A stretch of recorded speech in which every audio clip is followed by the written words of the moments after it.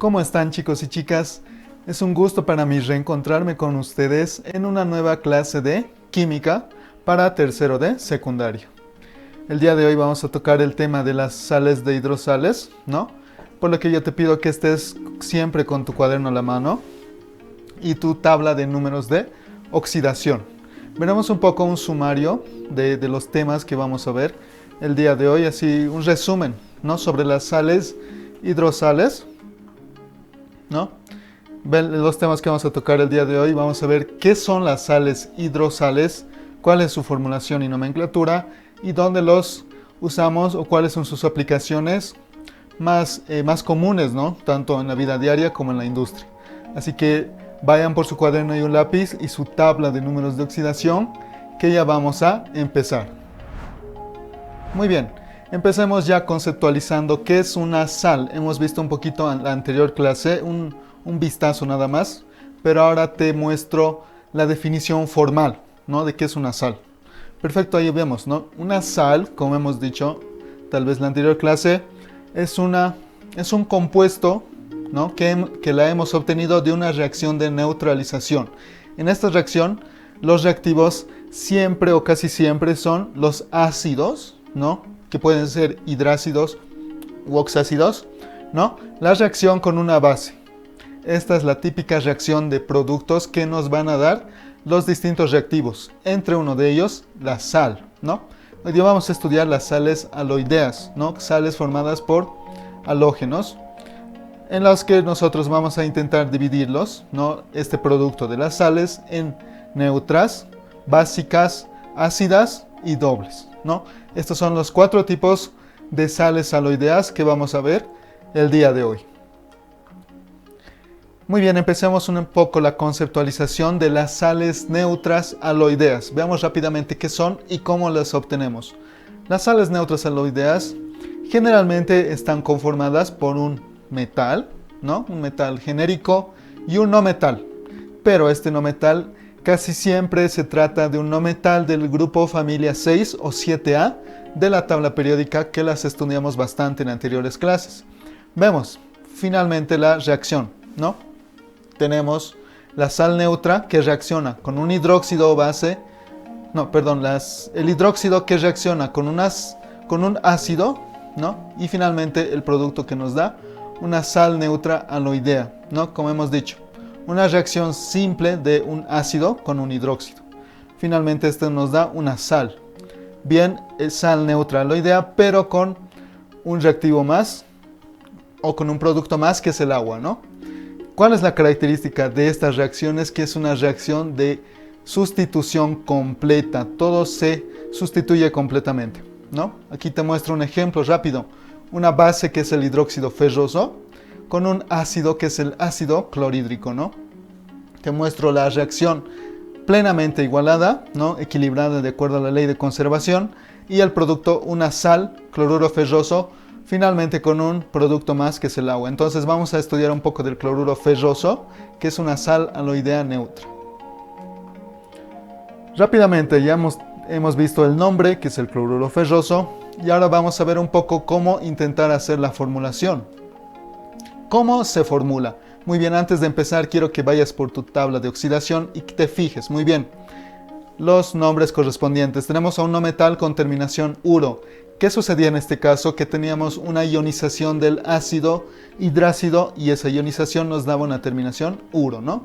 Finalmente, al decir ferroso, decimos que el metal está con su menor valencia o estado de oxidación, por eso es que tiene la terminación oso, ¿no? Entonces, de acuerdo a estas dos terminaciones, uro y oso, vamos a ver que sus estados de oxidación en la nueva fórmula van a ser -1 para el uro, y para el oso, que es el hierro, vamos a tener número de oxidación +2. Entonces esta es la explicación, recuerda, de la ionización y las valencias utilizadas en general. Muy bien, el paso 1, ¿no? Tenemos rápidamente un catión monoatómico que es del hierro, ¿no? A ese lado metal. Finalmente un no metal o un anión monoatómico formado netamente por un átomo, ¿no? Finalmente los escribimos lado a lado y anotamos los números de oxidación. Dijimos que era oso para un más 2, y era un menos 1 para el uro, ¿no? Para el caso del cloro. Perfecto. ¿Qué hacemos ahora? Lo clásico, ¿no? Y finalmente vemos y recordando que tenemos las cargas. El cloro tiene una carga total negativa porque tiene un exceso de electrones, ¿no? Y el hierro tiene una carga total positiva porque tiene una deficiencia, ¿no? Les hemos quitado electrones. Entonces esta es una unión iónica genérica, ¿no? ¿Qué hacemos al final? Lo clásico que hemos hecho hasta ahora, intercambiar valencias o estados de oxidación. Finalmente, simplificamos si es posible, pero en este caso no, y obtenemos la fórmula final formulada. Entonces, vamos a empezar rápidamente ahora con la nomenclatura tradicional. ¿Cómo se hace en este caso de las sales? ¿No? Primero, el nombre del no metal importante. El no metal con la terminación uro. En este caso es el cloro. Perfecto. Cloruro será de acuerdo al número de oxidación negativo, ¿no? Finalmente, el metal, ¿no? Ya que solo estamos formados por estos dos iones, el metal será con la terminación oso o ico de acuerdo al tipo de estado de oxidación usado o valencia, ¿no? Recuerda, oso es menor, ico es mayor. Entonces vamos a llegar al cloruro ferroso, ¿no? No metal uro, finalmente oso para el metal con menor valencia. Rápidamente la stock pasamos con la misma fórmula, pero en este caso tenemos al no metal, también con terminación uro, cloruro. Finalmente el conector D genérico que siempre usamos. Y finalmente el nombre del metal.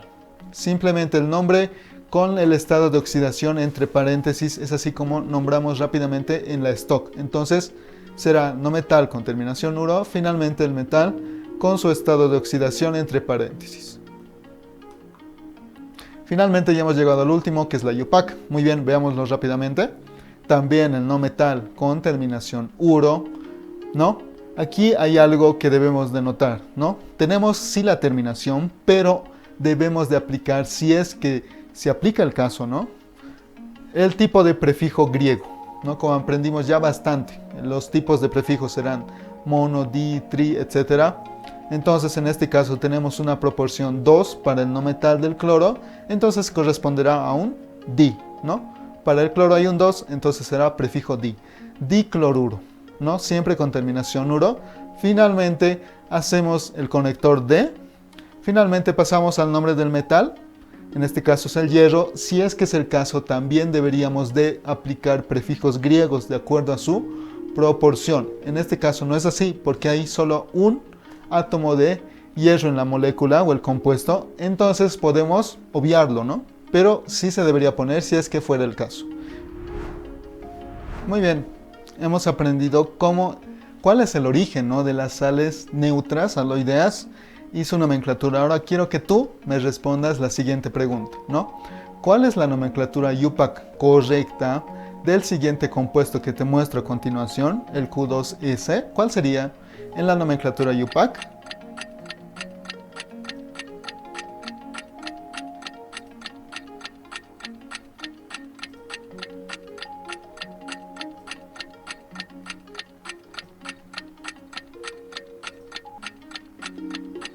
Muy bien, veamos la respuesta. Entonces tenemos que es simplemente el sulfuro de cobre. Rápidamente, prefijo para el azufre 1, lo podemos obviar. El conector D y nos fijamos en el prefijo del 2 para el cobre. Entonces será dicobre, ¿no? Siempre con prefijos y finalmente el estado de oxidación para el metal. Es así la respuesta correcta para esta pregunta. Muy bien, ya hemos aprendido bastante sobre las sales aloideas neutras, ¿no? Pasemos ahora a las sales ácidas aloideas rápidamente. Su conceptualización, ¿no? También, genéricamente, esta es la reacción de un ácido con una base, ¿no? Ya lo hemos dicho, pero aquí hay una característica importante. Partimos de un ácido hidrácido, lo reaccionamos con un hidróxido y nos da una sal ácida, pero la diferencia con el anterior caso será que la sustitución no será total, sino parcial, ¿no? Entonces un hidrógeno se sustituirá parcialmente, ¿no? No totalmente, ya correspondiente con un catión, ¿no? Entonces veamos un ejemplo rápido de cómo es que ha pasado esto. Tenemos el ácido hidrácido, reaccionamos con la base y nos da el sulfuro ácido de sodio. Veamos el nombre correctamente. Finalmente tenemos que el hidrógeno todavía existe en la fórmula, ¿no? Es por eso que la sustitución es parcial, cuando el hidrógeno todavía permanece en la fórmula de la sal. Veamos ahora la formulación. Ya hemos visto el origen químico, entonces pasemos a la formulación. Rápidamente, ¿no? Ponemos los elementos del compuesto. Primero el metal, finalmente el hidrógeno, ¿no? Y el no metal, ya que hemos partido de una sustitución parcial. Entonces, identificamos rápidamente los números de oxidación. Esto es sencillo, de acuerdo a tu tabla y a las reglas. El sodio es +1, el hidrógeno también. Y el azufre, como hemos dicho, tendrá -2 de acuerdo a la terminación. Finalmente debemos de encontrar la carga neta del anión poliatómico, en este caso formado por H y S. Entonces hacemos la operación +1 menos 2 menos 1. Esta es la carga neta del anión poliatómico de HS. Importante porque estos forman un anión conjunto. Paso 3, lo clásico, ¿no? Intercambiamos. En este caso el que hemos hallado -1 y del sodio que hemos hallado +1, ¿no? Finalmente intercambiamos, ¿no? Hasta las proporciones y obtenemos la fórmula final que nos da NaHS, que es la fórmula del sulfuro ácido de sodio. Bien, ya hemos aprendido su formulación y ahora veamos la nomenclatura tradicional, ¿no? En primer caso, como siempre, no metal uro, ¿no? Siempre empezamos con el nombre del no metal con terminación uro, en este caso sulfuro. Finalmente, ponemos la palabra ácido para denotar a este grupo funcional. ¿Por qué ácido? Porque existe un hidrógeno. El hidrógeno lo represento con el ácido, ¿no? Entonces será sulfuro ácido por la presencia de hidrógeno. Finalmente, el nombre del metal con terminación ozoico de acuerdo a su valencia. Entonces, globalmente será el sulfuro ácido de sodio. Esta es la nomenclatura correcta, tradicional, para este caso. Veamos la stock rápidamente, ¿no? Tenemos la misma fórmula, pero en este caso debemos de, antes de cualquier cosa, anteponer la palabra hidrógeno. Este hidrógeno también representa al hidrógeno que no se ha intercambiado parcialmente, ¿no? Entonces, vemos hidrógeno, ¿no? Finalmente, nombre del no metal con terminación uro. Bien, sulfuro, perfecto. Y finalmente el conector D con el nombre del metal y su valencia o estado de oxidación en números romanos, ¿no? Es así como hemos nombrado rápidamente al stock. Fíjate muy bien la forma de la que hemos partido. Finalmente, la última parte, la UPAC, ¿no? También de la fórmula partimos. También usamos la palabra hidrógeno para denotar que es una sal ácida, ¿no? De acuerdo al número de hidrógenos que no se han ionizado. En este caso es 1, por eso he puesto hidrógeno. Si fuera más de 1, por ejemplo 2 o 3, también utilizaríamos prefijos griegos. Finalmente, el nombre del no metal, como siempre, con terminación uro, y el conector D con el nombre del metal, ¿no? En este caso, ojo, para el metal también utilizamos prefijos griegos. Pero aquí en este caso no tenemos, entonces lo hemos obviado. Finalmente, sodio será el nombre del metal con su valencia 1, que esta es la fórmula global y la nomenclatura correcta UPAC para el compuesto.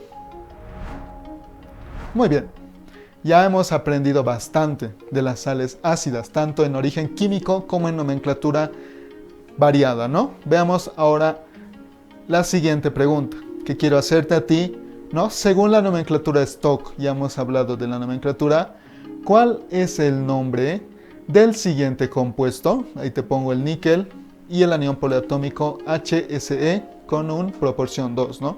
¿Cuál sería?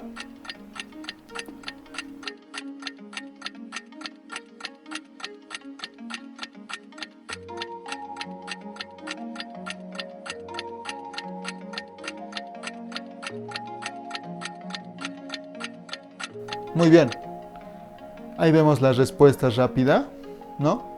Vemos que se trata del hidrógeno seleniuro de níquel 2. ¿Por qué? Rápidamente, el hidrógeno denota la sal ácida, ¿no? Esto denota el grupo funcional. Finalmente tenemos el nombre del no metal con terminación uro. Finalmente el conector D con a continuación el nombre del metal, níquel, ¿no? Entonces esa será nuestro tipo de nomenclatura. Así hemos hallado correctamente esto. Empezamos ahora con un nuevo tipo de sal aloideo, ¿no? Esta vez la sal básica. Veamos la fórmula general que te la he puesto ahí arribita, ¿no? Metal oxidrilo, que ya hemos hablado bastante del oxidrilo, y el anión o radical negativo, ¿no? Que va a ser poliatómico, por eso es un radical. Entonces nos fijamos rápidamente que esta es la estructura: catión, oxidrilo, radical o anión poliatómico, ¿no? Bien, el origen químico, la reacción genérica, siempre un ácido y una base, ¿no? Muy bien, hemos hecho eso, pero aquí hay una característica de las sales básicas que es la ionización, ¿no? O el intercambio, pero esta vez del oxidrilo. El oxidrilo es el que vamos a obtener en la sal final, en nuestra fórmula final. Es por eso que el intercambio se ha hecho y se ha expulsado parcialmente oxidrilos, ¿no? Es por eso que ha quedado finalmente en la fórmula de la sal, ¿no? Que es la sal básica, y ahí tenemos el cloruro dibásico de aluminio con un producto más que es el agua, ¿no? Entonces este es el origen químico de la sal básica. Pasemos rápidamente, ¿no? A la formulación. Ya hemos visto el origen químico, ahora a la formulación. Como paso 1, escribir los elementos de acuerdo al orden del nombre, ¿no? Será de derecha a izquierda, finalmente de acuerdo al nombre. Cloruro, que representa el cloro, el dibásico, que representa la base, y finalmente el aluminio, que es el metal, ¿no? Entonces esos son el orden en el que debe escribirse el tipo de sal. Pasemos al paso 2. Ya tenemos los símbolos, ¿no? Ahora debemos de denotar que tenemos que realizar un intercambio de cargas, ¿no? En este caso, pero las cargas, la sumatoria de cargas debe ser igual a 0, ¿no? Es por eso que para el nombre cloruro dibásico hemos añadido una proporción 2. Por eso denota en el nombre un dibásico, que quiere decir proporción 2 en el oxidrilo, ¿no? Como vemos acá, y seguimos viendo que las cargas deben de ser igual a 0, todas, ¿no? Hacemos una verificación rápida de cómo hacemos, ¿no? Hemos añadido una proporción 2 para el oxidrilo, por lo que va a multiplicar a la carga del oxidrilo, ¿no? Finalmente tenemos 2 por menos 1, menos 2, le sumamos el más 3 del aluminio y finalmente del cloro menos 1. Haciendo todas las operaciones me da una carga total de 0.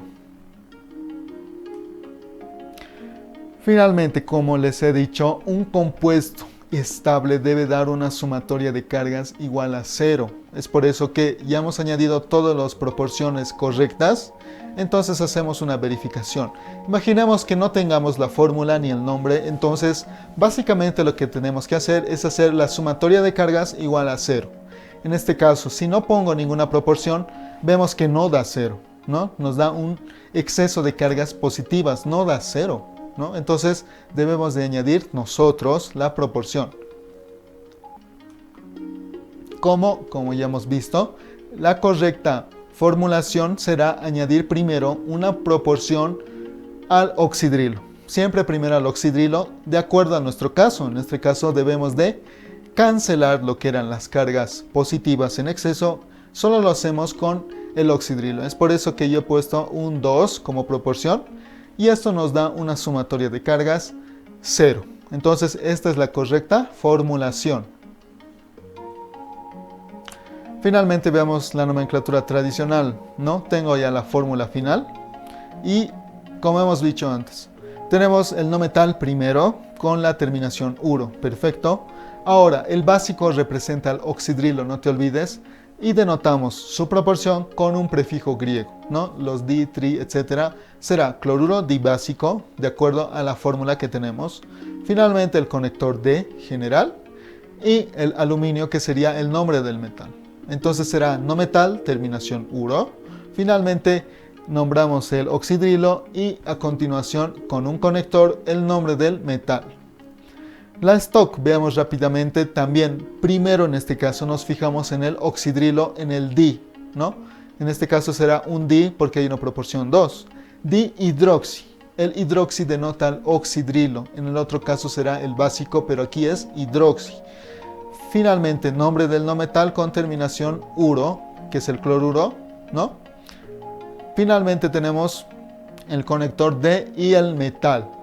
Finalmente con el estado de oxidación en números romanos, ¿no? Que es 3. Entonces, esta es la nomenclatura correcta stock para el dihidroxicloruro de aluminio, ¿no? Como hemos visto ya, tenemos esta formulación. Finalmente la UPAC, ¿no? Hacemos mediante la fórmula final. Nos fijamos, pero como siempre, tanto en stock y UPAC, en la proporción de oxidrilos, en este caso hay 2, y será dihidroxi ya que va unido a este. Finalmente, el nombre del no metal con terminación uro, perfecto, el conector D y el nombre del metal aluminio en estado de oxidación entre paréntesis, ¿no? Entonces, esta es la nomenclatura UPAC correcta para este caso. Muy bien, ya hemos aprendido bastante de las sales ácidas. Ahora veamos la siguiente pregunta. La sumatoria de cargas de los elementos debe ser igual a 0, ¿no? Eso es, que ya te lo he dicho, para compuestos estables, ¿no? En este caso, este compuesto que te muestra acá cumple esta regla.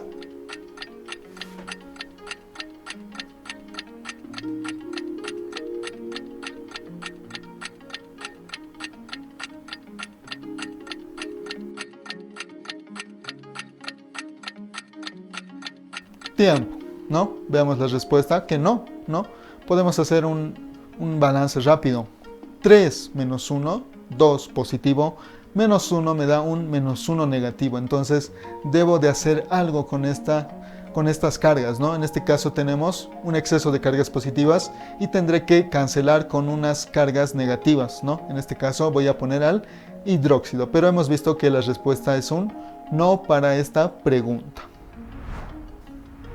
Muy bien, aprendimos ya de las sales neutras y básicas, ¿no? Ahora continuamos con otro tipo, el penúltimo de sal aloideo, ¿no? Tenemos las sales dobles, en este caso, ¿no? La fórmula general serán 2 cationes metálicos, metal, metal. Finalmente el anión poliatómico radical era con carga total negativa. Muy bien, el origen químico será una reacción química entre dos hidróxidos con su correspondiente ácido, pero en este caso será un ácido hidrácido, ¿no? Esto nos dará como productos la sal doble aloidea con el agua. Y ahí te muestro rápidamente un tipo de reacción. Tenemos al hidróxido de litio y de sodio reaccionando con 2 moléculas de ácido clorhídrico. Característica, ¿no? Partimos de 2 moléculas del ácido y van a sustituirse en general los hidrógenos por los cationes metálicos. Los hidrógenos se sustituyen por cationes metálicos. Es por eso que tenemos al litio y al sodio en la fórmula final, ¿no? Y finalmente un plus que es el agua como producto también. Veamos la formulación general y rápida, cómo debemos formular, ¿no? Debemos de posicionar a los metales en orden alfabético, ¿no? En este caso litio y sodio, ¿no? Lado a lado. Finalmente el no metal como último en la formulación. Entonces litio, sodio y cloro. Perfecto. Tenemos en este orden debemos posicionar lo que son los elementos. Como paso 2 ya hemos visto los números de oxidación. Es tu tabla importante en estos casos. El litio y el sodio tienen carga de -1 y el cloro, ¿no? Como proviene de un cloruro, de una ionización del ácido clorhídrico, es por eso que tiene un -1 en su formulación. Como paso 3 debemos de hacer un balance de cargas, ¿no? Como hemos dicho, nos debe dar 0 para ser estable. Hacemos rápidamente, ¿no? Vemos que en este caso no nos da un 0, entonces nos da un exceso de positivos. Debemos de contrarrestar estas cargas con cargas negativas. Es por eso que yo debo de jugarme con las proporciones en los átomos con carga negativa, ¿no? Entonces, como debo jugarme así, la proporción a añadir será primero al no metal que nos da una carga de negativo, ¿no? Entonces será 2 por menos 1, menos 2, ya sabes, proporción por carga. Añadiendo esta proporción, finalmente tenemos una sumatoria de cargas igual a 0. Es así la correcta formulación de esta sal. Entonces, ya sabes, debo darme una sumatoria de cargas igual a 0. Ahora veamos la nomenclatura tradicional. Empezamos siempre por esta. Entonces vemos la fórmula final. He añadido una proporción 2 al cloro. La tradicional. Empezamos. Nombre del no metal con terminación uro. Perfecto, como en varios casos. En este caso, ¿cuál es lo característico? Añadir la palabra doble. Esto quiere decirnos que es una sal doble. Gracias a esto los reconocemos. Finalmente el conector D y los nombres de los metales, ¿no? Unidos por un I, que es un conector general. Cloruro doble de litio y sodio. Esa es la nomenclatura correcta tradicional. Veamos la stock. También no metal, empezamos siempre con terminación siempre uro. Perfecto. El doble que viene a continuación, que nos denota lo que es la sal doble, ¿no? Finalmente el conector D y los metales con sus estados de oxidación correspondientes. Como último tenemos el IUPAC, tenemos la fórmula final y veamos rápidamente. Tenemos que el nombre será dicloruro de litio 1 y el sodio también. ¿Cómo empezamos? Proporciones siempre en IUPAC. Tenemos un 2 para el cloro, ¿no? Dicloruro, perfecto. Y ya nombramos rápidamente los metales con sus estados de oxidación correspondientes. Litio 1, sodio 1 unidos por un guión. Entonces aquí ya sabes, fijamos la proporción siempre para el no metal. Muy bien, ahora te presento la siguiente pregunta que ya la he hecho a partir de las sales dobles. Te pregunto, ¿cuál es la fórmula del tetracloruro de cobre 1 y de hierro 3? Esta es una nomenclatura. ¿Cuál sería su fórmula correspondiente?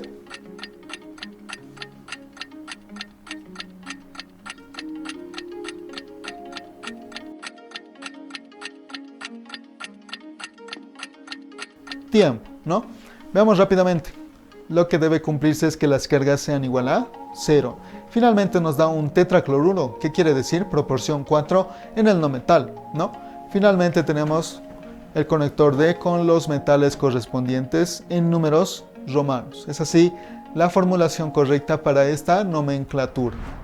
Muy bien, chicos, hemos aprendido bastante de los 4 tipos de sales aloideas, ¿no? Ahora te presento básicamente unas cuantas aplicaciones comunes, ¿no? Tenemos acá en las sales neutras, tenemos a la galena, para las sales también neutras, el cloruro de sodio, y las ácidas, el sulfuro ácido de sodio. ¿Qué características tienen estos? ¿No? Veamos a la galena primero. La galena era un mineral de donde se extraía sulfuro de plomo 2. Importante, ¿no? Porque los sales en este caso van a venir de un mineral. Entonces tenemos de un receptor AM, que era clásico en esos tiempos antiguos, que no necesitaban electricidad ni baterías, puedes imaginarte, ¿no? Entonces esta es una aplicación interesante de una sal neutra, ¿no? El sulfuro de plomo. Veamos otra sal, el cloruro de sodio, que en nuestra vida diaria siempre está presente, ¿no? En este caso tenemos que se usa en la cocina y siempre como un aditivo para dar sabor, ¿no? Y finalmente el sulfuro ácido de sodio nos ayuda en un proceso interesante llamado pelambre, que nos da el cuero fino que conocemos, ¿no? Pero este cuero ha sido previamente quitado o despojado de esa piel peluda que tienen los animales, ¿no? Gracias al sulfuro ácido de sodio. Entonces aquí te presento 3 aplicaciones de estas sales. Muy bien. Ahora ya te he presentado algunas aplicaciones y quiero que me respondas la siguiente pregunta. ¿Cuál es el nombre químico de la galena?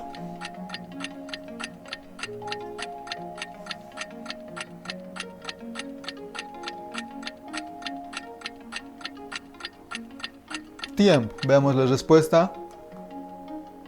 Ya te lo dijo, ¿no? La galena es el nombre típico del mineral del sulfuro de plomo, ¿no? Entonces el sulfuro de plomo está dentro de la galena en un cierto grado de pureza. Entonces esta es la respuesta para la pregunta que te hice. Muy bien, muchachos, hemos aprendido bastante el día de hoy de los 4 tipos de sales, ¿no? Los más comunes de los aloideos. Aquí te muestro un resumen de nuevo de lo que hemos aprendido el día de hoy sobre las sales aloideas, ¿no? Hemos visto qué son, su formulación y nomenclatura, y finalmente aplicaciones básicas, ¿no? Hemos aprendido unas cuantas de estas sales. Entonces, este es un sumario y nos estaríamos viendo en la siguiente clase, ¿no? De la Liga STEAM. Mi nombre es Oscar Chuquimia y no te olvides de repasar todos los temas que hemos visto el día de hoy y nos vemos en la siguiente clase para tercero de secundaria.